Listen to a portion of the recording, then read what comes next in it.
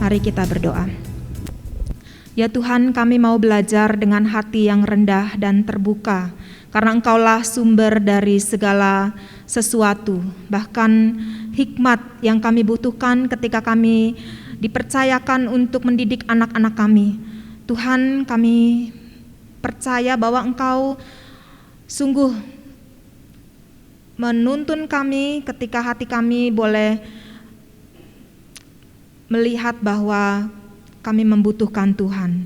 Kami tidak bisa berjalan sendiri dengan kekuatan, dengan segala sesuatu yang kami miliki tanpa Tuhan. Maka segala sesuatu akan sia-sia. Waktu-waktu yang kami miliki bersama dengan anak-anak juga begitu terbatas. Dan kami ingin menggunakannya seefektif mungkin. Terima kasih Tuhan, berkati waktu ini.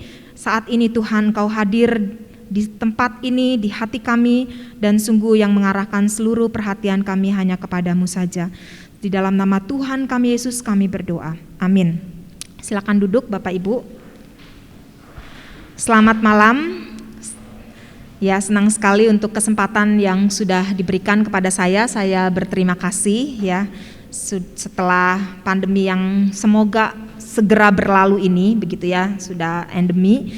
Dan biar semakin kita melihat bahwa doa-doa kita, Tuhan menjawab ya doa-doa kita.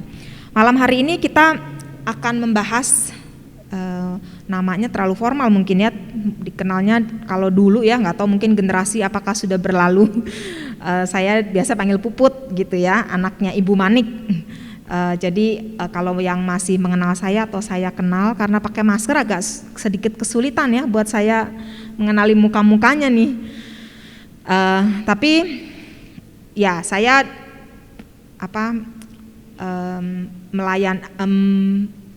lahir secara rohani itu di sini ya. Setiap kali saya merasa bersyukur sekali ya untuk gereja ini yang sudah membawa saya kepada Yesus begitu ya, menumbuhkan iman saya melalui KTB dan segala sesuatu pengalaman yang indah bersama teman-teman, yaitu Rika teman masa kecil saya ya. Saya tahu bandel-bandelnya dia. Dia tahu bandel-bandelnya saya. Jadi menyenangkan sekali ya waktu dulu GKJMB Cimone ya, masih sangat, itu berapa tahun lalu, 30-an tahun lalu begitu ya. Ya kita akan masuk langsung ke pembahasan kita hari ini. Apakah bisa langsung terkonek? Oke, ya terima kasih. Nah tentang bahasa kasih nih ya, saya mendapat informasi Bapak Ibu sebenarnya sudah mendapat banyak ya informasi tentang bahasa kasih, 5 bahasa kasih ya. Saya mau tahu aja, apakah ada yang masih asing sama sekali tentang 5 bahasa kasih untuk pasangan? Ada? Enggak ada ya, berarti sudah tahu semua ya. Kalau tahu 5 itu ada yang bisa sebut enggak? Apa aja? Saya enggak bawa hadiah ya, karena bahasa kasih saya bukan hadiah. Tapi mungkin bahasa kasih Bapak Ibu hadiah. Ada yang ingat? Ya? Quality time ya, waktu yang berkualitas. Ya, ada lagi yang ingat? Jangan orang yang sama ya, tahu semua dia pasti. Ada lagi yang kira-kira tahu? Hadiah tadi udah disebut ya. Apa lagi?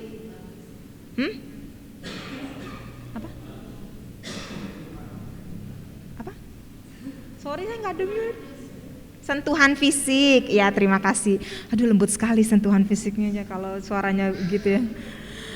Yang terakhir, servis ya, melayani. Ini tidak dalam urutan tentunya ya, mana yang lebih bagus, mana yang enggak. Karena Tuhan menciptakan kita begitu unik, jadinya ya memang begitu ya. Ini satu formula yang ditemukan menurut saya sih luar biasa ya. Kita berhutang ke Gary Chapman yang penulisnya ini ya. Dia melihat ya ada orang tipe-tipe tertentu, mungkin dengan kepribadian tertentu, begitu, tapi juga mengekspresikan kasihnya dengan cara yang tertentu. Saya harap sih ilmu dari yang 5 bahasa kasih untuk pasangan itu dipraktekkan. Ya itu menurut saya, walaupun saya menikah juga mungkin nggak sepanjang Bapak Ibu ya, tapi itu sangat berguna sekali ya, khususnya waktu kita ingin mengekspresikan ingin merasa dikasihi ya, atau mau mengasihi dengan bahasa pasangan kita. Suami saya dari Iran, jadi kami berbahasanya pasti berbeda ya. Dia bahasa Indonesia terbatas, saya sama sekali nggak bisa bahasa Farsi, jadi kita pakai bahasa Inggris yang memang bukan bahasa ibu kita ya, tapi mau nggak mau deh berkomunikasinya jalan tengah begitu ya. Begitu juga dengan bahasa kasih, kadang-kadang mainnya atau bahasa kasihnya dia apa ya yang utama nggak ketemu sama saya ya, misalnya bahasa kasih dia tuh give, dan give itu urutan paling bawah kalau di saya ya, jadi bukan saya nggak suka ya, tapi nggak terlalu berbicara begitu ya. Jadi saya harus berlatih, dia juga harus berlatih ya. Saya tuh sentuhan fisik begitu ya. Tapi kami untungnya punya dua yang sama, quality time. Jadi ya lumayan ketemunya di situ ya, dan itu lumayan pertama juga begitu buat kami. Nah, untuk anak-anak bagaimana begitu ya, saya harap itu bisa membuat kita konsepnya tidak terlalu jauh dari situ, tapi mungkin lebih ke prakteknya ya, apakah bagaimana mempraktekannya. Nah orang tua kan pasti mencintai anak-anaknya ya kan, nggak mungkin gitu ya, orang tua yang sehat, yang normal, waras itu pasti mencintai anak-anaknya. Tapi pertanyaannya adalah apakah anak-anak merasa dicintai orang tuanya, begitu kan ya? Mereka mungkin tahu ya, iya mama papa sayang, tapi perasaannya itu loh nggak bisa dibohongin, secara emosi begitu ya. Dan jadi bahasa kasih ini menolong kita itu punya satu alat begitu, bagaimana atau strategi begitu ya, supaya dengan bahasa, tentunya bahasa kasih itu kita bisa berkomunikasi dengan dia dan sampai pesannya ya, sampai dia merasa dikasihi begitu ya. Karena tentu saja satu bahasa Mandarin, satu bahasa Indonesia misalnya dua-dua sama sekali nggak ngerti ya, nggak ketemu begitu. Jadi harus saling belajar begitu ya, untuk bisa saling mengerti. Nah kalau dari buku itu ya, yang utama kan adalah bagaimana mengasihi anak dengan efektif itu ya, mengisi tangki kasihnya agar anak tidak mengisinya di tempat lain. Jadi anak itu seperti tangki, kalau tangkinya kosong, tangki kasihnya ya dia jadi kayak apa ya, kekeringan begitu ya secara emosi begitu ya, dan merasa cemas ya, merasa tidak dikasihi. Itu banyak sekali ya tingkah, pasti lebih bertingkah kan anak-anak seperti itu ya. Lalu jangan itu dulu ya, saya salah ini. Nah, jadi harus diisi tangkinya. Kalau penuh, apa ciri-ciri anak-anak yang tangki kasihnya penuh? Kira-kira Bapak Ibu bisa pikirkan nggak? Saya nggak kasih jawabannya di sini ya. Kira-kira ciri-ciri, ini anak tangkinya kosong, setengah kosong, kayak mobil kita deh ya. Kalau kosong sampai habis kan pasti juga mogok begitu ya. Kalau penuh ya udah lancar semuanya.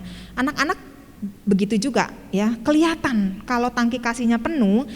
Biasanya apa? Ayo Bapak Ibu, kalau anak kita cukup sehat secara emosi ya, gembira, riang ya, smile, anaknya senang tersenyum, walaupun mungkin dia tipe anak yang tertutup ya, pemalu ya, tapi keluar begitu ya aura senangnya itu. Apalagi lebih nurut, iya betul ya, lebih gampang ya dia kasih tahu begitu ya, menyerapnya dia lebih. Nanti kita akan ke sana lebih jauh ya. Lalu apa lagi?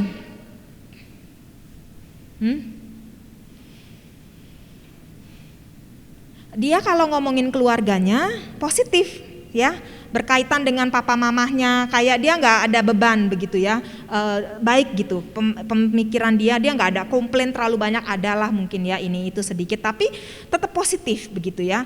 Anak-anak yang tumbuh di keluarga yang sehat secara emosi, maka anak ini juga nanti akan kepengen kepengen mempunyai keluarga juga, nggak mau cepat-cepat sampai umur berapa udah nikah, bukan begitu maksudnya, tapi dia tidak punya trauma begitu ya, melihat keluarga itu nggak apa-apa, menyenangkan, bagus gitu, dan itu sesuatu yang baik ya. Ini 5 kasih yang tadi saya untuk pasangan ya. Jadi kalau misalnya ini adalah kopi, maka kita ingat aja kalau dia adalah kata-kata pendorong, words of affirmation, maka biasanya kita bisa kata-katanya apa? Kalau pasangan kita itu kata-kata afirmasi atau pendorong, kata-kata dorongan lah ya. Aduh, kopinya yang kamu bikin enak sekali. So misalnya tiap pagi bikinin saya kopi pahit begitu ya buat kita pagi breakfast begitu. Dan selalu saya bilang terima kasih. Ya walaupun bahasa kasih dia bukan yang ini, tapi begitu cara kita ya menyampaikan. Kalau dia adalah bahasa kasihnya act of service atau pelayanan, maka yang kita sampaikan adalah kita mau melayani dia kan. Ya, ayo sini aku yang bikinin kopi kali ini giliran gitu ya. Lalu kemudian kalau menerima hadiah, maka yang kita katakan adalah, aku tuh bawa kopi Pontianak lo buat kamu misalnya gitu ya. Aku bawa kopi Toraja nih buat kamu gitu ya. Ada barangnya, sesuatu yang kita berikan. Kalau quality time, maka ungkapannya adalah, ayo kita pergi minum kopi gitu kan ya, spend time together. Lalu physical touch untuk sentuhan itu, ya ini karena Pak Sutri ya, jadi dia ngomongnya biarkan aku memelukmu seperti kopi begitu ya. Kopi sih nggak dipeluk ya, di hold begitu ya. Kira-kira seperti itu.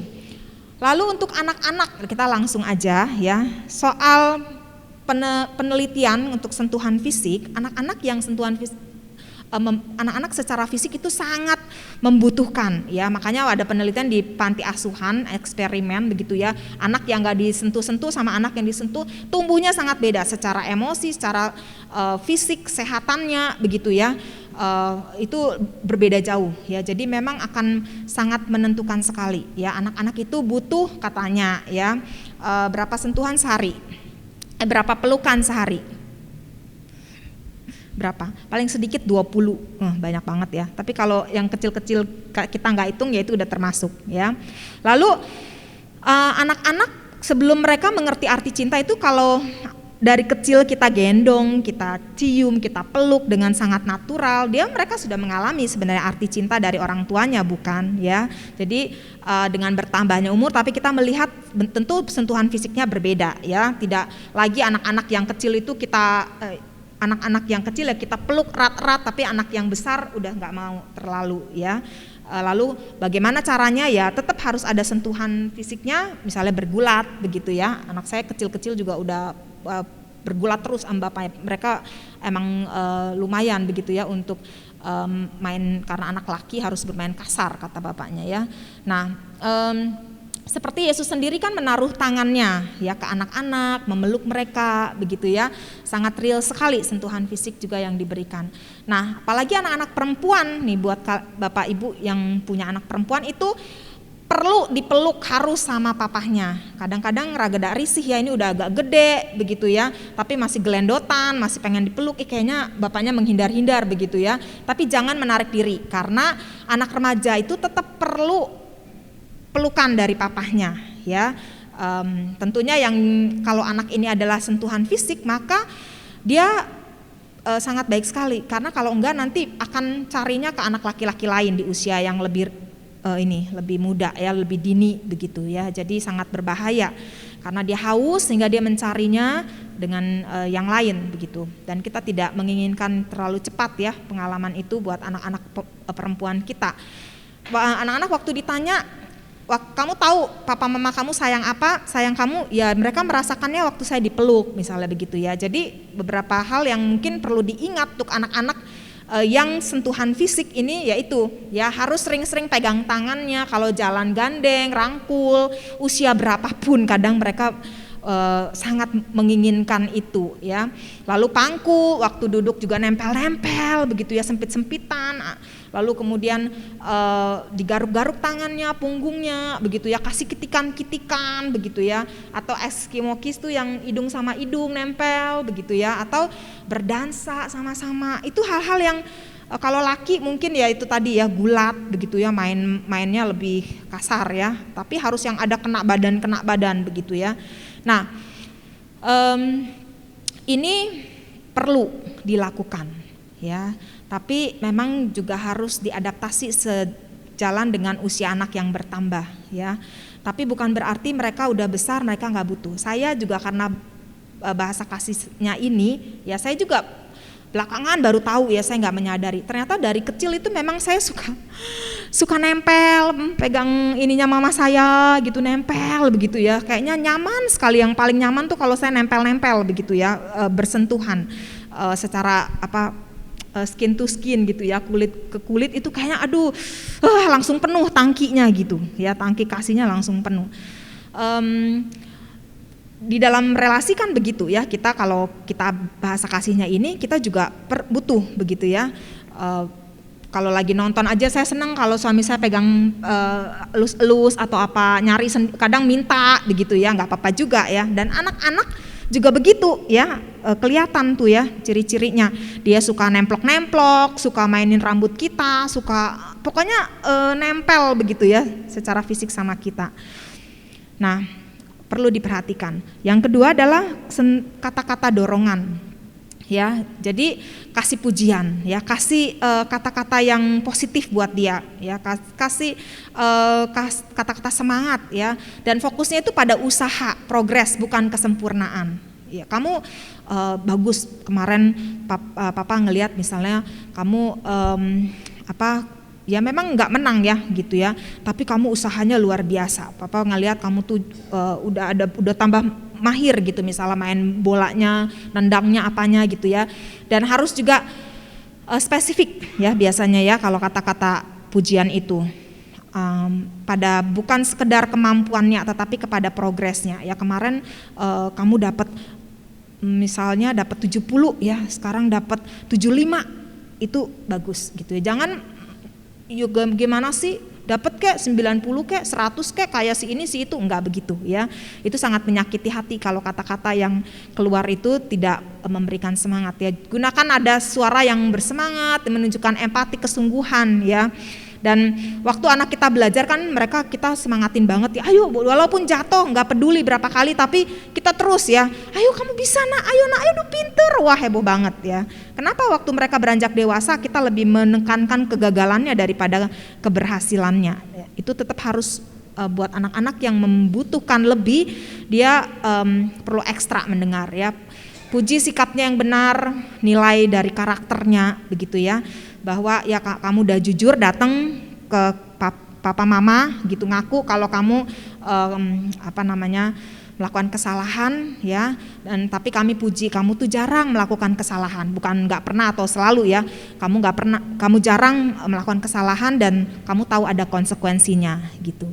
Jadi bukan kata-kata yang menuduh, kata-kata yang menghakimi begitu ya, menyerang, tapi kata-kata yang positif begitu ya.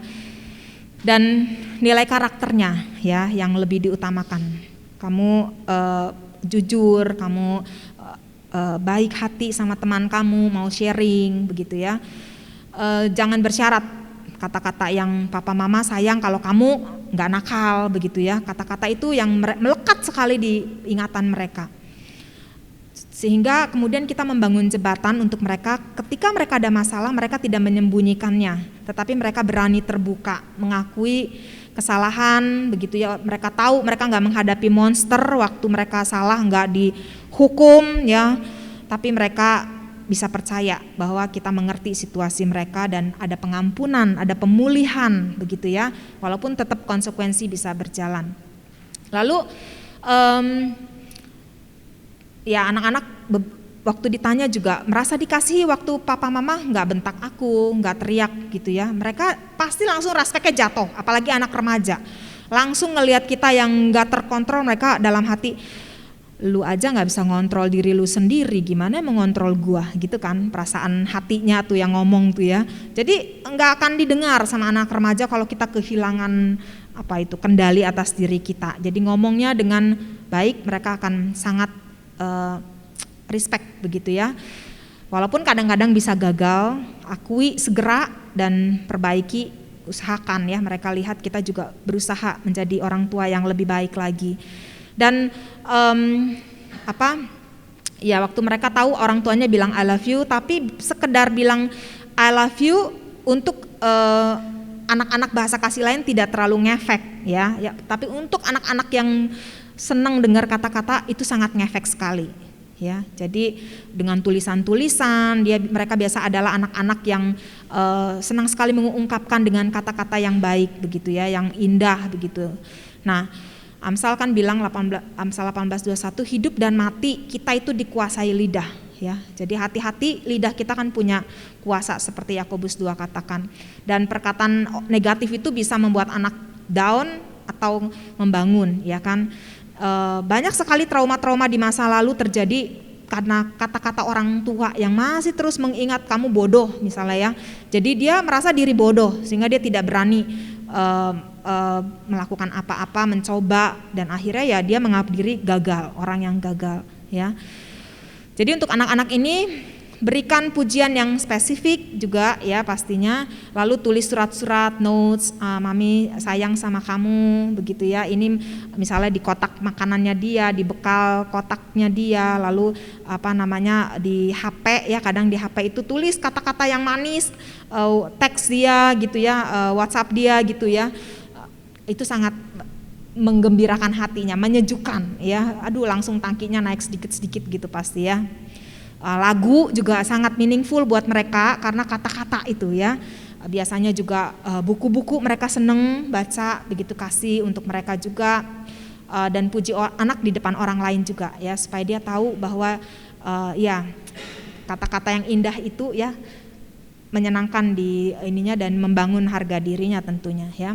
Lalu berikutnya adalah waktu yang berkualitas, quality time ya. Ini anak-anak yang pastinya suka ditemenin, yang suka bersama-sama, kebersamaan. Jadi perhatiannya nggak boleh terbagi nih kita orang tua ya. Tidak bisa sambil multitasking, sambil bikin telepon lah, sambil WA lah, sambil apa gitu. Enggak, tapi harus eye contact, liatin, perhatikan begitu ya. Dan sungguh-sungguh kita tuh ada di situ gitu ya. Perhatian kita semuanya, dan mendengarkan urutan ceritanya dia, bisa meresponi dengan tepat pastinya ya. Perhatikan detail-detailnya begitu, itu sangat penting buat mereka. Dan dating bersama juga ya, misalnya pergi ke KFC bareng, itu menyenangkan sekali buat mereka. Percakapan yang juga berkualitas, deep talk, karena menggali siapa mereka begitu ya, perasaan-perasaannya. Kalau anak-anak yang kecil mungkin ya itu storytelling, bercerita tentang apa saja ya.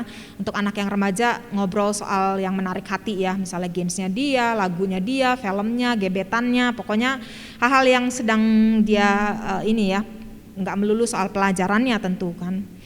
Nah jadi apa yang bisa kita lakukan untuk anak-anak ini, yaitu harus bersama-sama, kata kuncinya itu ya. Nonton bareng kek, main game bareng. Kok main game bisa begitu, nonton kok bisa karena mereka pengen sama-samanya dan fokus kan. Kalau nonton, main game pasti juga fokus ya.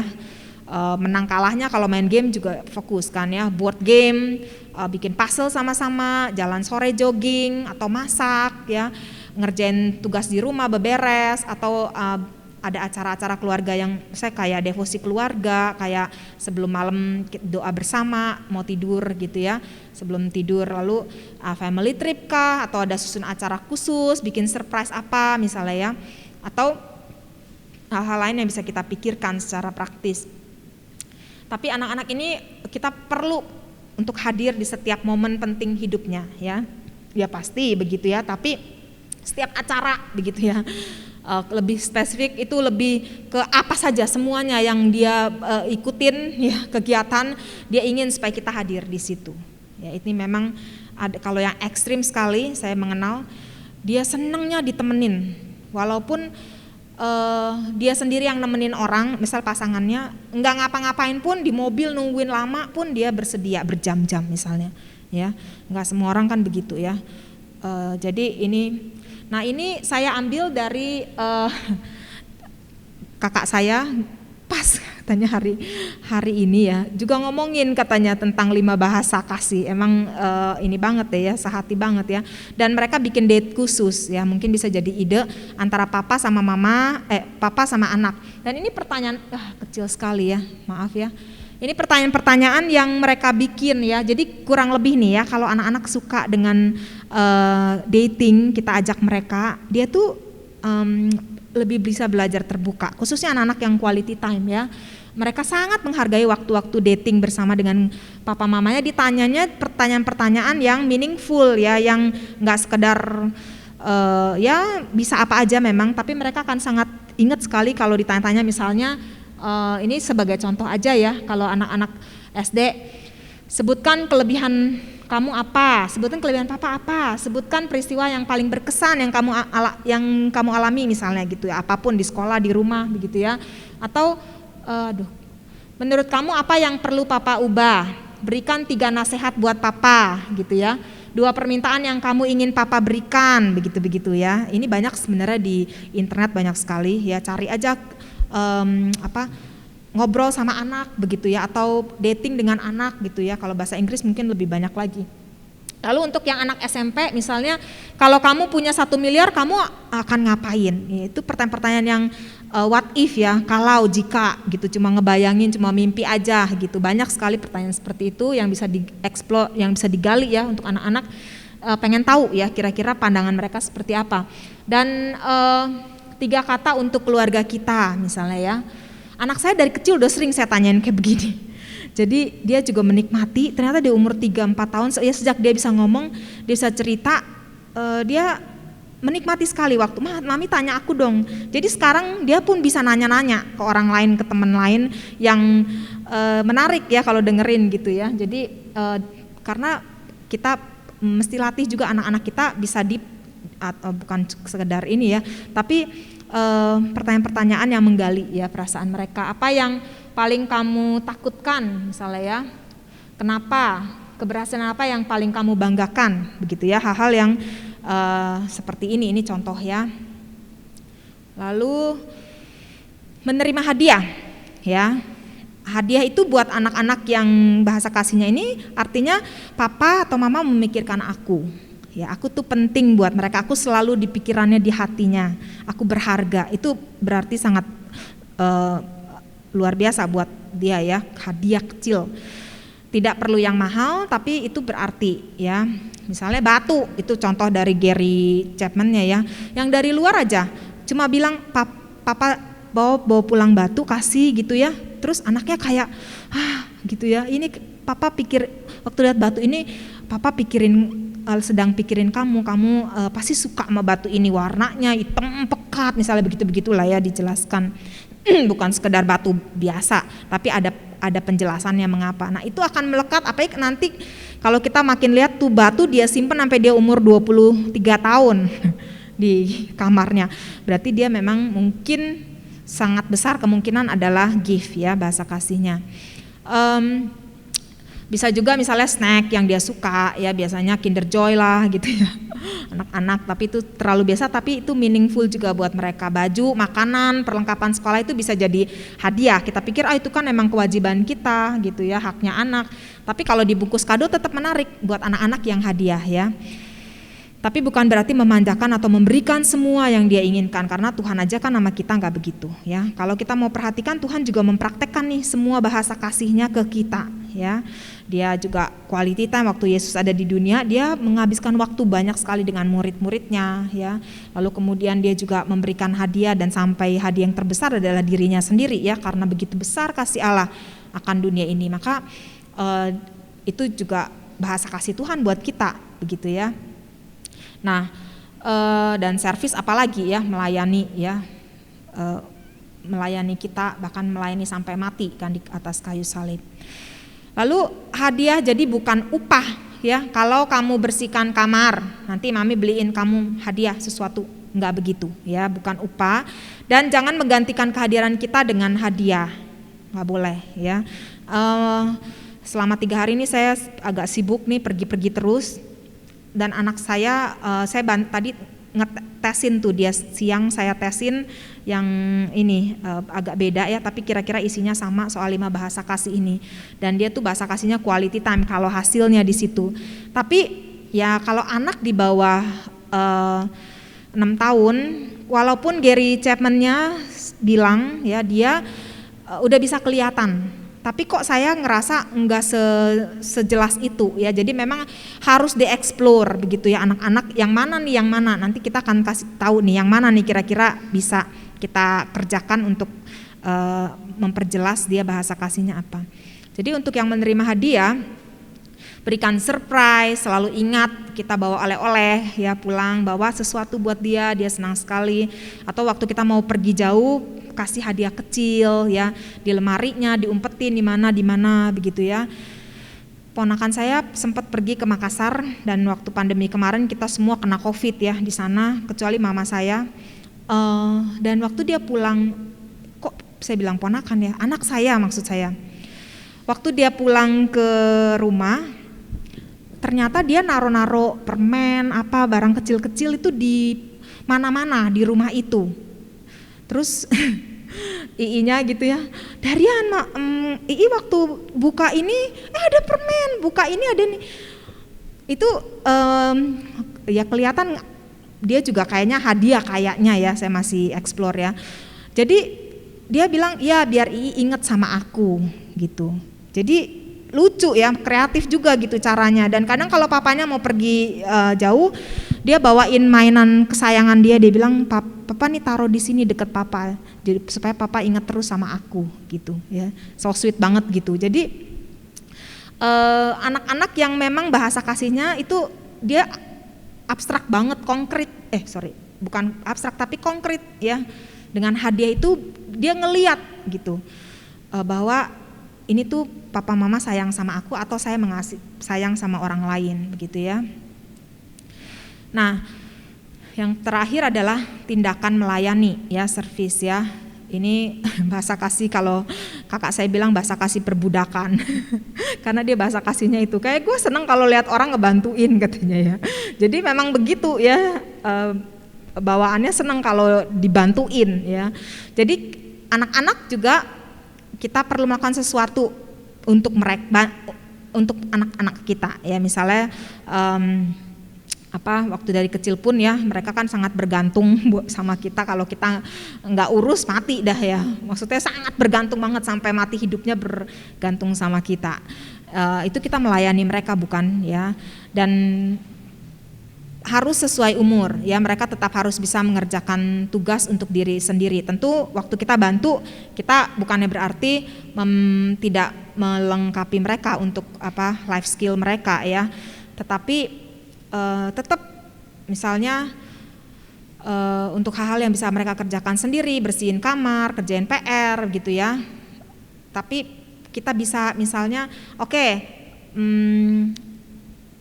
mami kerjain bagian ini misalnya yang kecil begitu ya, kamu kerjain bagian itu begitu ya. Ada hal yang kontribusi juga yang kita lakukan ya.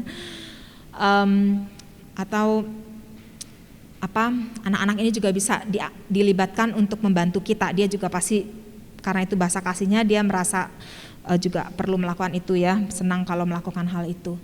Tetapi tetap harus ada aturan dan konsekuensi ya. Anak-anak kita tetap harus kita ajar untuk mandiri ya, untuk bisa nanti mempersiapkan diri mereka untuk menjadi dewasa.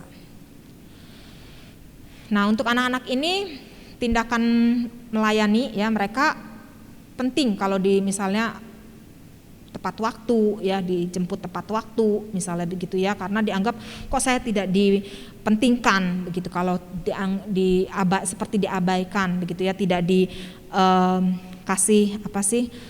servis yang bagus begitu ya.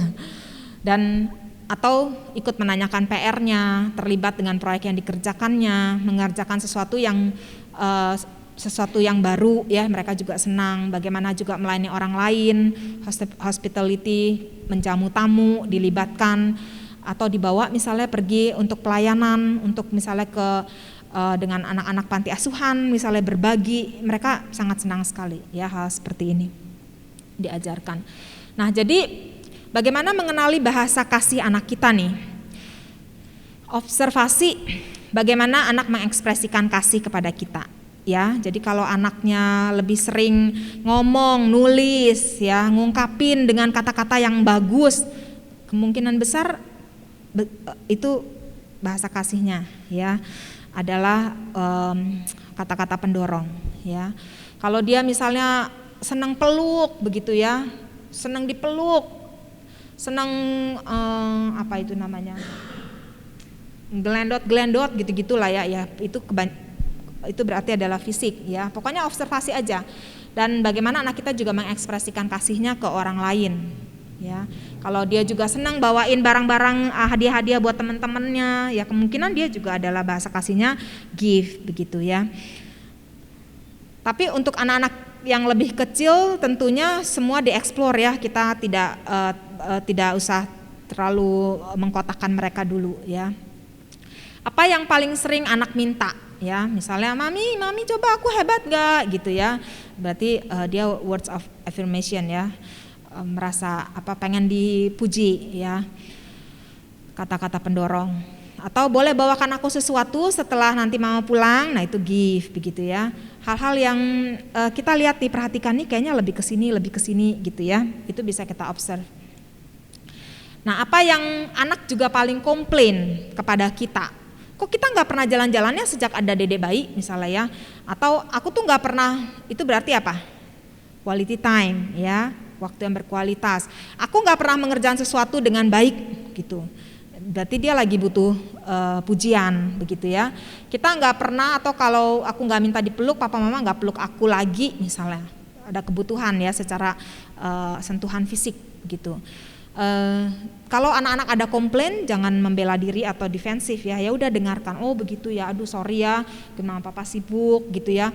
Ayo bikin ide-ide mau apa begitu. Kita bisa berkata demikian.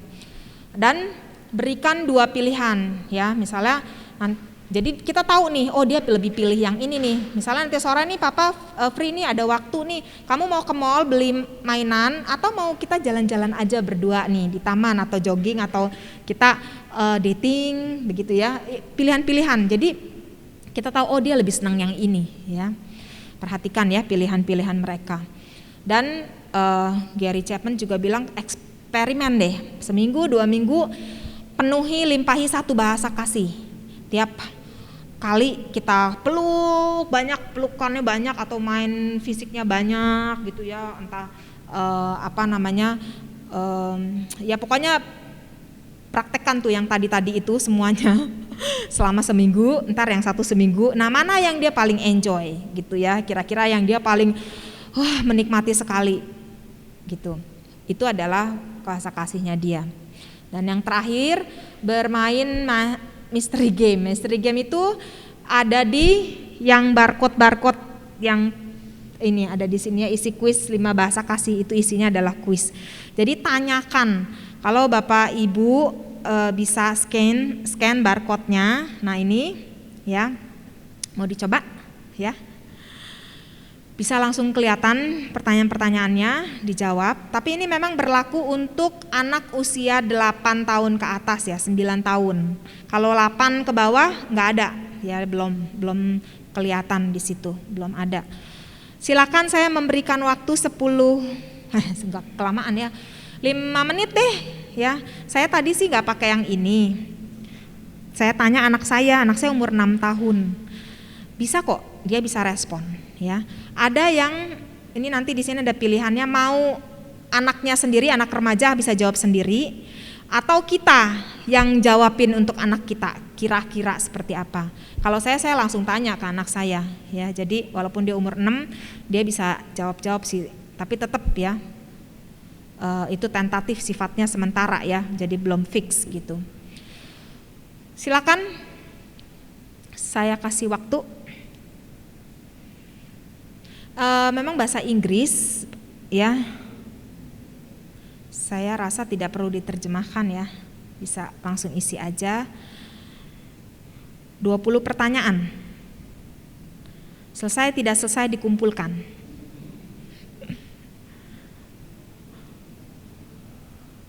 Dapat? Ya, untuk yang umur 9 ke atas ya, yang teenager, yang remaja itu anaknya yang jawab. Kalau mau coba buka silahkan juga.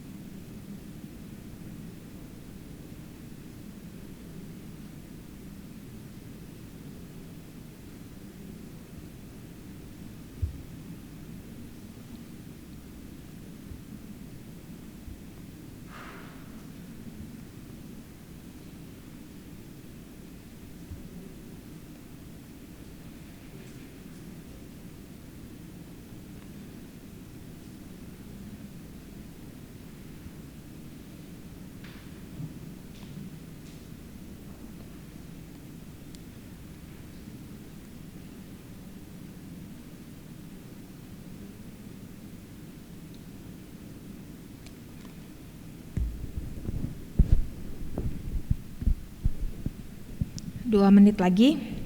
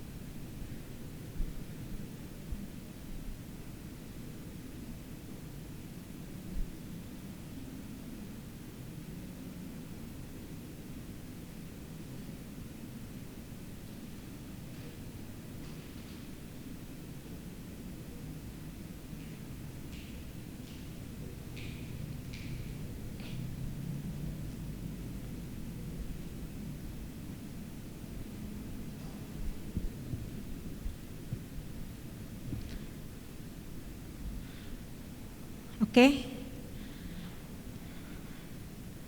Kalau ada yang belum selesai, nggak apa-apa ya, lanjutin aja. Tapi saya melanjutkan slide yang terakhir nih ya.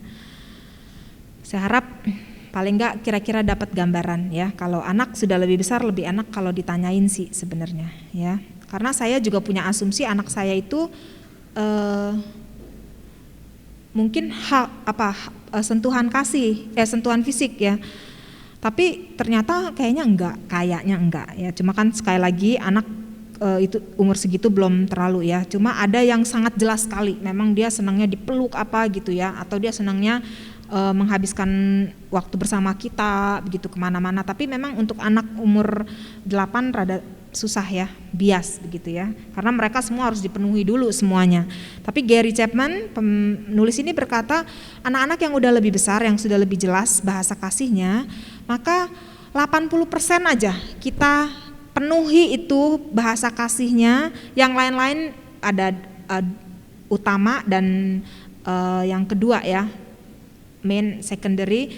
Kalau yang utama dan yang secondary-nya ini kita penuhi 80%, jadi berarti kan ada 3 bahasa kasih yang lain kita enggak penuhi ya. Misalnya kita peluk aja terus misalnya ya, dan kemudian kita habiskan waktu bersama misalnya kalau anaknya saya ya, maka dia akan tumbuh dengan sangat baik, sehat. Bayangkan ya, begitu efektifnya bahasa kasih ini. Yang lain kita abain ya.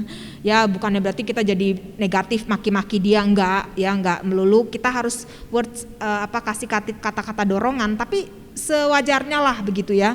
Tapi yang lain tuh bahasa kasihnya dia itu sangat tinggi, maka anak ini akan bertumbuh dengan sehat ya. Itu penulisnya bilang begitu ya, dan itu berarti betapa efektifnya kita mengenali bahasa kasih dari anak-anak kita ya. Nah, jadi manfaatnya apa itu? Benefitnya apa? Keuntungan nih mempraktekkan. Tadi udah ada yang sebagiannya.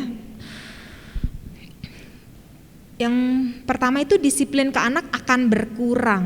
Kenapa? Yaitu karena anak-anak tangki kasihnya kosong pasti akan berulah ya, bertingkah. Tapi waktu dia penuh, dia akan menjadi anak yang paling bahagia di sedunia, walaupun tidak selalu stabil tentunya ya, tapi dia akan sangat positif hidupnya dan kayak mampu menghadapi segala tantangan hidup seperti begitu ya, sangat optimis sekali.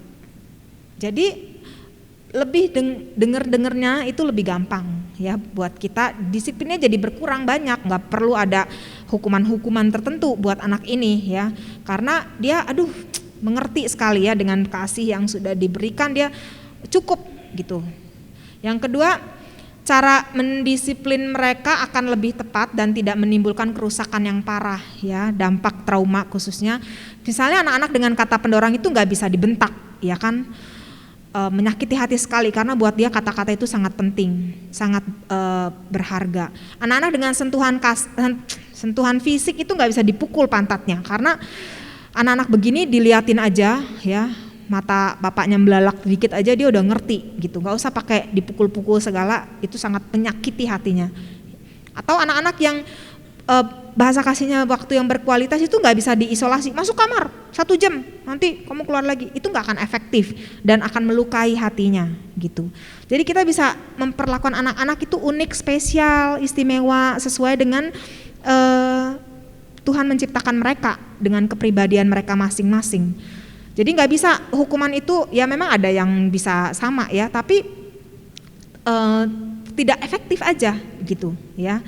Kalau kita tahu hal ini maka sangat baik ya, untuk kita bisa memperlakukan anak kita itu memang one on one, satu-satu. Ini parentingnya one on one ya, jadi spesifik ke anak ini, ke anak ini, ke anak ini, enggak general semuanya. Ada yang memang berlaku untuk semua ya, misalnya untuk kejujuran apa itu semua itu nilai-nilainya sama semua ya, mungkin konsekuensinya bisa sama juga begitu ya, misalnya nggak boleh nonton TV atau apa begitu ya, diambil hal-hal yang mereka sukai gitu. Tapi untuk bahasa kasih masing-masing kita bisa membedakan, jangan sampai kemudian itu malah berdampak traumatis ya buat anak-anak kita. Jadi tujuan disiplin itu kan mengoreksi perilaku ya, bukan menyakiti hatinya. Dia tahu dia bersalah, dia bersedia tanggung jawab menanggung konsekuensi kesalahan yang dia lakukan. Itu akan membentuk dia menjadi seorang yang sehat ya, yang dewasa begitu ya, yang bertumbuh dengan baik. Nah, kalau kita mengemas disiplin dengan kasih, anak akan cenderung menerimanya dengan baik dan mudah untuk berubah ya. Dan yang poin terakhir yang tidak saya masukkan di sini adalah waktu anak-anak itu merasa dikasihi, kita berkomunikasi dengan bahasa mereka, maka dia akan menyerap lebih banyak, lebih ngedengerin kan orang tuanya begitu ya, dan sehingga nilai-nilai yang kita ajarkan itu lebih masuk ke dia lebih kita kalau mau ngomong brainstorming ya, cuci otaknya gitu ya, juga jangan terlalu takut ya dengan istilahnya, dalam arti kalau kita mencuci otaknya sesuai Alkitab, dalam arti nilai-nilai yang baik semuanya yang bagus itu kita berikan dengan sangat efektif, dia terima maksimal, maka dia akan menjadi seorang anak yang cinta Tuhan ya hatinya begitu ya. Karena apa? Tidak ada kemarahan yang mengendap di hatinya. Anak-anak yang punya banyak kemarahan yang dia simpan, maka cenderung menjadi pemberontak bukan ya. Lalu kemudian dia tidak akan menghargai otoritas orang tuanya, dan lebih berbahaya nanti dia tidak akan menghargai otoritas Tuhan, nggak akan bisa menghormati Tuhan, maka nggak bisa menaati Tuhan ya. Konsekuensinya adalah dia akan berjalan sendiri, makin menjauh dari kita, makin menjauh dari Tuhan ya. Hanya anugerah Tuhan lah yang bisa mengejar mereka lagi ya, membawa mereka kembali. Tapi itulah akibat kalau kita kemudian tidak berhati-hati ya. Kita bersikap tulus aja dalam mendidik anak itu nggak cukup. Bersikap, aduh udahlah follow the flow, ya udahlah yang penting enggak. Harus ada strategi. Nah ini salah satu strategi bahasa kasih ini ya, yang harus kita perhatikan baik-baik dan praktekkan, dan itu akan sangat efektif juga.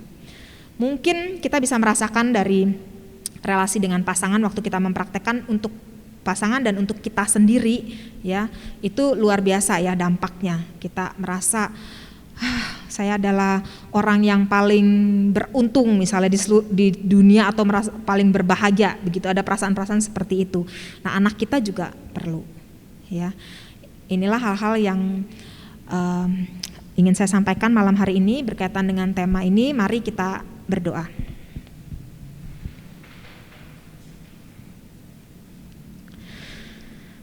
Ya Tuhan, Kau tahu isi hati kami. Kami ingin memberikan yang terbaik untuk anak-anak kami. Kami ingin menjadi alat di tangan Tuhan, perwakilan Tuhan untuk membawa mereka menjadi seorang anak yang bertumbuh baik, bukan hanya secara intelektual tapi juga secara spiritual, secara emosional ya Tuhan.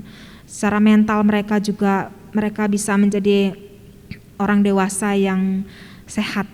Dan Tuhan, kami mohon anugerah Tuhanlah yang menyertai kami supaya kami bisa mengemban tanggung jawab ini dengan semaksimal mungkin, tidak asal-asalan tapi berhati-hati, penuh tanggung jawab, bersungguh-sungguh dengan segala mungkin keterbatasan, kekurangan, kelemahan kami yang juga jatuh bangun, kami melakukan kesalahan yang sama Tuhan, tapi anugerah Tuhan cukup buat kami. Kami juga butuh pengampunan, kami butuh diampuni, dan kami butuh juga anak-anak kami tahu bahwa kami juga membutuhkan anugerah Tuhan.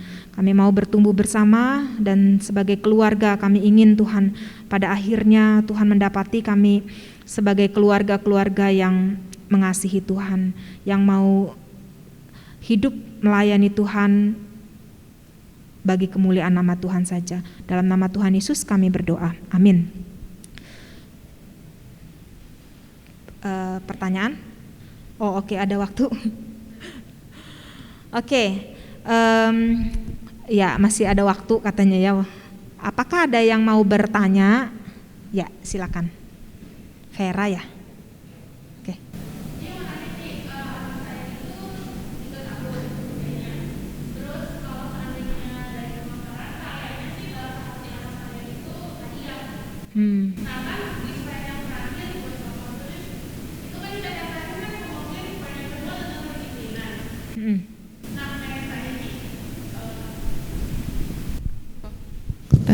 Mau tanya Ci, yang tentang kedisiplinan. Kadang-kadang aku itu suka pusing kalau anak aku nggak mau makan. Tapi karena kayaknya dia itu bahasa kasihnya adalah hadiah, jadi kadang aku mempermainkan bahasa kasihnya dia. Kalau nggak mau makan, aku tunjukin, nih, Mami punya hadiah. Kalau mau makan, Mami nggak kasih ya. Kadang dia makan, kadang kalau dia makan berarti kan dapat hadiahnya. Kalau dia nggak mau makan, ya udah nggak dikasih, dan dia juga kayak memang nggak mau makan, ya bilang ya udah nggak bakal dikasih.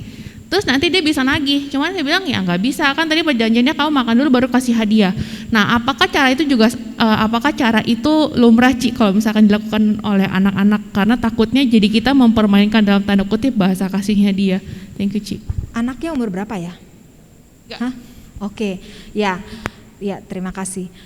Ya seperti saya bilang tadi sebenarnya ya, disclaimernya, anak-anak yang di bawah 8 tahun itu enggak terlalu bisa kelihatan bahasa kasihnya sebenarnya ya.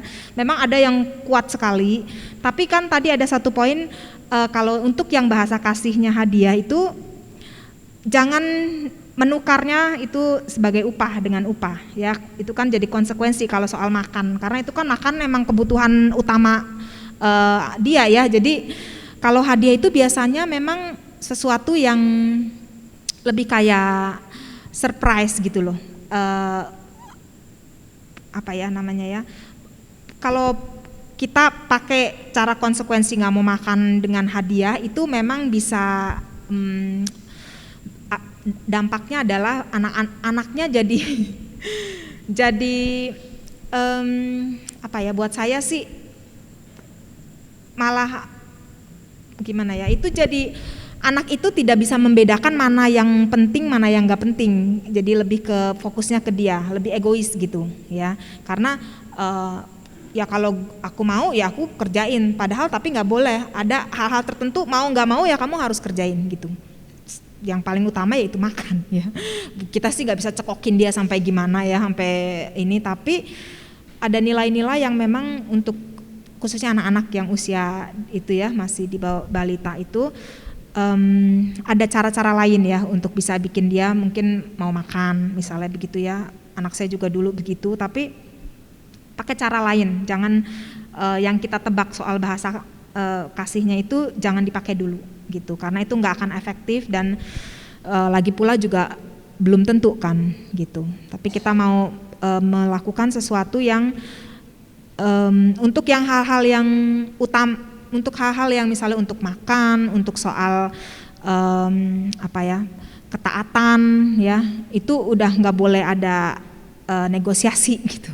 Udah memang kayak anak saya, kalau dia nggak makan, saya cuma bilang konsekuensinya kamu lapar dan nggak ada makanan sampai makan malam gitu. Snack time kan ada snack time, nggak ada, itu konsekuensinya. Terus dia ada 1-2 kali beneran saya nggak kasih makan sampai makan malam gitu.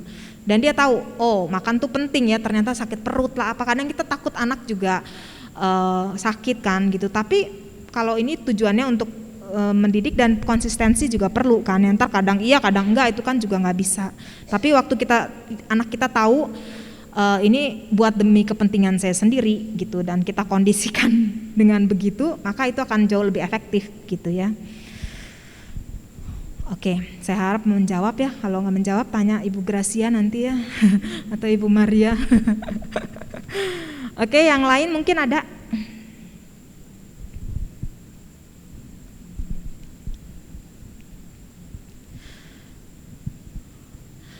Memang anak-anak yang kita punya, anak punya kita yang usianya yang 12 tahun ke bawah, itu tuh masa-masa yang menentukan apakah nanti di masa remaja dia akan terbuka apa enggak sama kita. Ya, teenager kan dari 13 ya. Karena jembatannya itu dibangun tuh sekarang. Dia bisa terbuka apa enggak, dia merasa aman enggak, merasa dihakimi enggak, merasa dia merasa bebas mengekspresikan dirinya tanpa disalah mengerti begitu ya, tapi perasaan-perasaannya divalidasi gitu atau diteguhkan, nggak apa-apa punya perasaan begitu. Mami juga kadang-kadang begitu gitu ya, kadang merasa takut, merasa sedih, merasa gelisah gitu-gitu ya. Tapi sekali lagi ya, kita mau bawa mereka itu bukan bergantung sama kita, tapi bergantung sama Tuhan. Anak saya tuh kalau malam bisa doa dulu ya, umur 5 tahunan, bisa doa itu bisa 20 kali. Karena dia takut gitu sama gelap. Jadi saya juga pikir-pikir kadang parenting juga trial and error kan ya. Tapi gak apa-apa, biarin dia deal sama Tuhan gitu.